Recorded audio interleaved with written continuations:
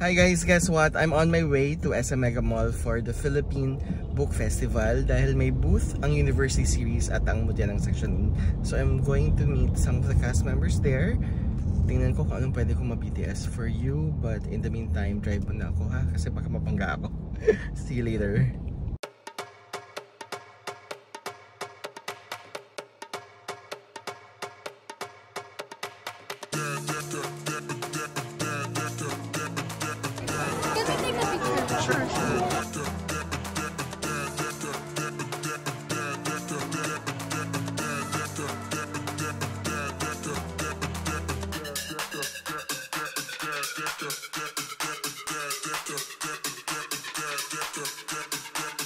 Nasa standby area na ako guys at may nakita ako, hindi ko alam kung ano to.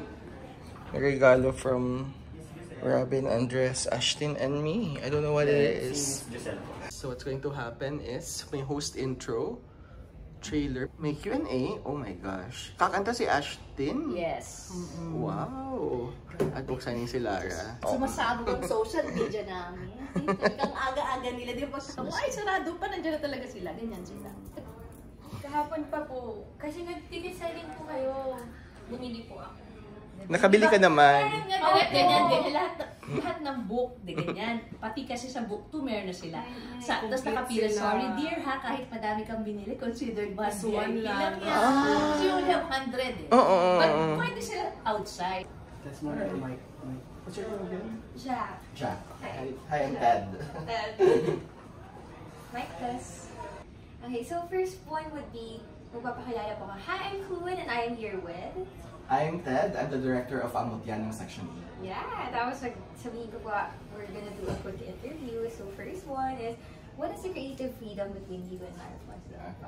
Or siguro simulan na lang po natin na, what do you think about ang Mutya ng Section E na lang? Parang mayroon ng parang bato about the stories na yun. Okay. Go. 1, 2, 3, go. Hi readers! I am Fluid and I am here with... Ted, I'm the director of ang Mutya ng Section E. And we're gonna do a quick live session. So first is, what do you think about ang Mutya ng Section E? Mutya ng Section E is actually a very fun story to read.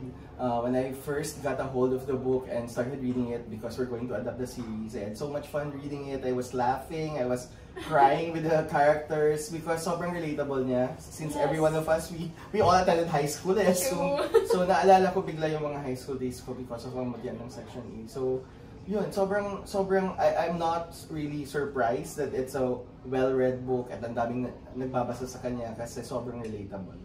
Thank you so much for that. So, in partnership with Ms. Lara Flores, the author of ang Mutya ng Section E, what kind of creative freedom do you both bring? Actually, I love Lara because she's very collaborative. In fact, she's so hands-on sa lahat ng mga like liners, treatments, scripts, lahat yun nabasa niya, and lahat yun we consulted with her. So sometimes may mga changes because of, you know, minsan yung iba yung format ng visual medium, iba yung format ng literature, right? So sometimes there's a compromise, but we make sure that Lara approves of it, and if it's not the same as the book, she also suggests kung ano yung pwedeng gawin para kahit papaano similar pa rin sa book. So kaya siguro nagustuhan yun ng mga fans yung book kasi halos walang changes, and if ever there are changes naman, nakaka-capture pa rin niya yung spirit ng characters at ng scene. Actually, one of the things talaga they love about the adaptation kasi parang it's almost same with the book. Yes. Almost no changes talaga about it. Last is, what do you think or what do you feel na international na ang Mutya ng Section E? I'm so pleasantly surprised. Like, I did not expect it at all. I also have a YouTube channel. And then I sometimes post behind the scenes vlogs there. Mga random lang kasi hindi naman ako professional vlogger or editor. Pero nagugulat ako sa mga comments na hindi ko naiintindihan yung language. Usually may mga from India, ang daming from India, from Pakistan, Iran, Iraq, some like Middle Eastern countries. And Indonesia, Vietnam, and meron din mga from the US and some European countries. Actually, ang dami nila na nag-request. Ako ngayon nag-guilty because they're requesting an English subtitle sa mga behind-the-scenes vlogs. So kaya lang wala talaga akong time. So yun, so I'm pleasantly surprised, I'm overwhelmed, but at the same time, I'm very grateful. Kasi kahit pa paano, kaya pala natin lumaban sa mga series na gawa ng Korea or gawa ng ibang countries kasi yun yung nakakataba ng puso when they appreciate the series and they tell me na, you know, this is one of my favorite series of all time. And I guess it also reflects on how universal the story of the book is. Yes. Kasi kahit anong country, kahit anong bansa, kahit anong lingwahe, they can all relate to the teenage drama that the characters of Ang Mutya ng Section E is experiencing. So, kudos to Lara for really capturing the essence of high school and, you know, making it relatable to everyone regardless of age, gender, and nationality. Thank you so much for that. Thank you. Grab a copy of Ang Mutya ng Section E at official stores of Psycho. Read as you watch because this includes a 3-month subscription from Vivo One. Wow. Yeah. Thank you so much. Thank you. Hello there. Direk, congrats. Ang Mutya ng Section E, congrats, Director. And I'm excited for Avenue. Oh my God, yeah. Kasi shoot kayo. Anong pwede mong i-ano sa vlog ko na teaser for Avenues of the Diamonds fans? Well, naka 4 days na kami. Nice. Mga shoot namin, mga cute scenes nila. Pre-pass pa, kumbaga Pass college. pa, lahat po pass. And then pupunta kayong abroad, I assume. Nabasa ko yung... Yeah, yung book, yeah. Yeah, as Miss just said. Kumusta yung chemistry nyo ni Lance? Ang chemistry namin ni Lance, we're really comfortable with each other na. Nice. Like, hindi ko na-expect yung sa 4 shooting days namin, like, super comfortable na. He's so nice.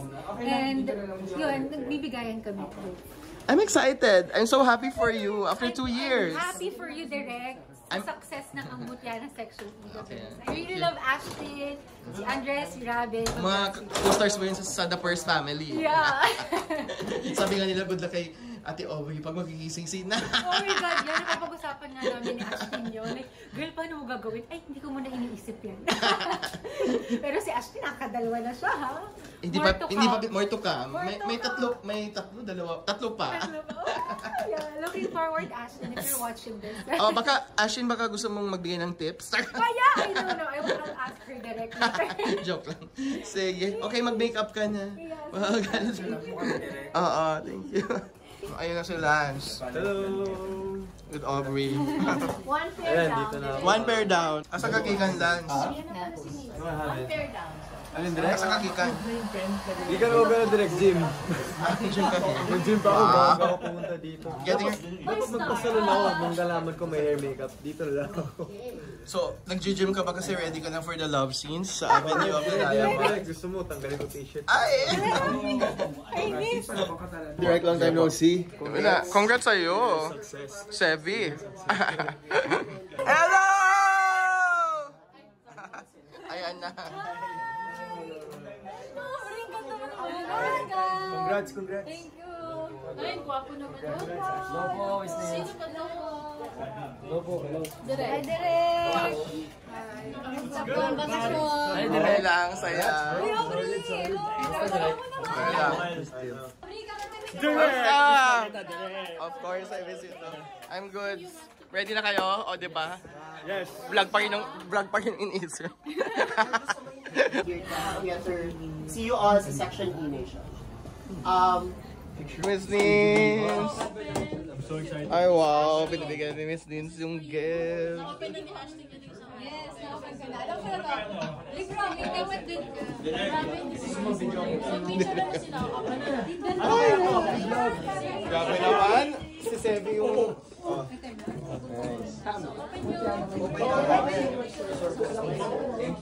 Ang gwapo naman ng cameraman. 1, 2, 3, go! 1, 2, 3, go! 1, 2, 3.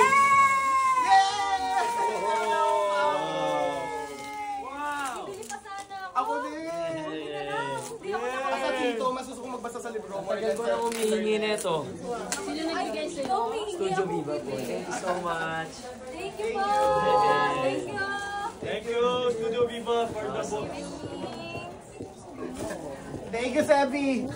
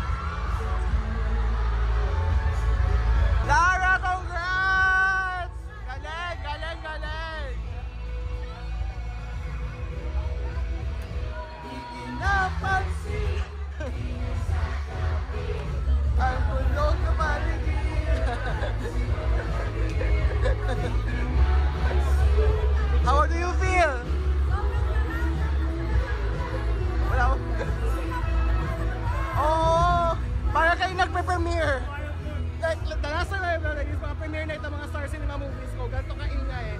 Grabe!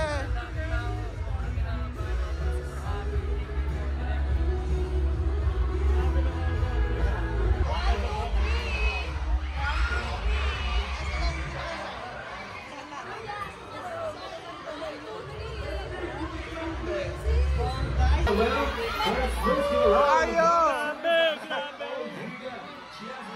Akin na lang yan!